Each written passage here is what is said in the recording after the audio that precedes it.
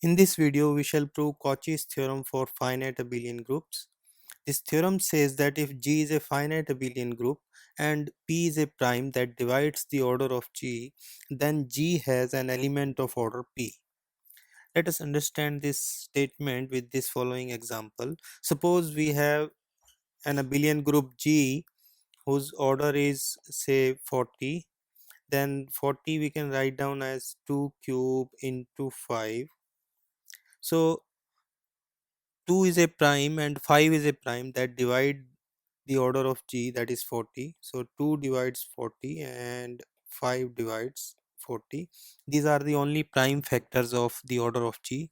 Then theorem says that G has an element of order 2, say A. So order of A will be 2 for some A in G, and order of B will be 5 for some element B in G. This is what this theorem says. Any prime that divides the order of G, then G will have an element of that order P. We shall prove the theorem by induction on the order of G. If order of G is 2, then G is cyclic, being of prime order. Suppose G is generated by element A, then order of A is same as order of G, which is 2. Notice that 2 is the only prime that divides order of G, and for this 2 we have the element A whose order is 2. So the result is true when order of G is 2. We suppose that the result is true for all finite abelian groups of order less than that of order of G. We shall now prove the result for G.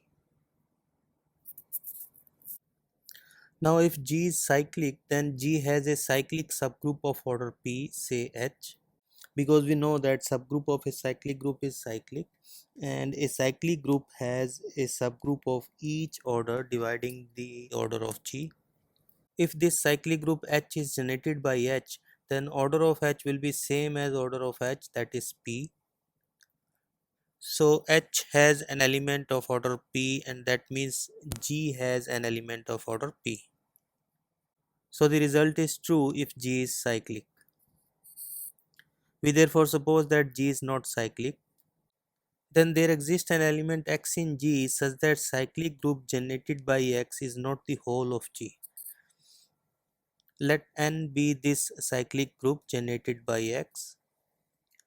If P divides order of N, then N being cyclic as in the previous case, N has an element of order P, and hence G has an element of order P. So suppose that P is not dividing the order of N. Since G is abelian and in an abelian group every subgroup is normal, so N is normal in G, and so we can make the quotient group G modulo N.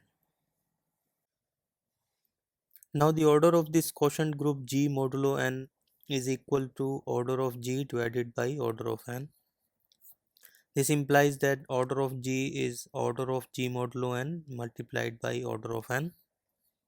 So if P divides order of G, this one, and P does not divide order of N, therefore P must divide order of G by N because P is prime.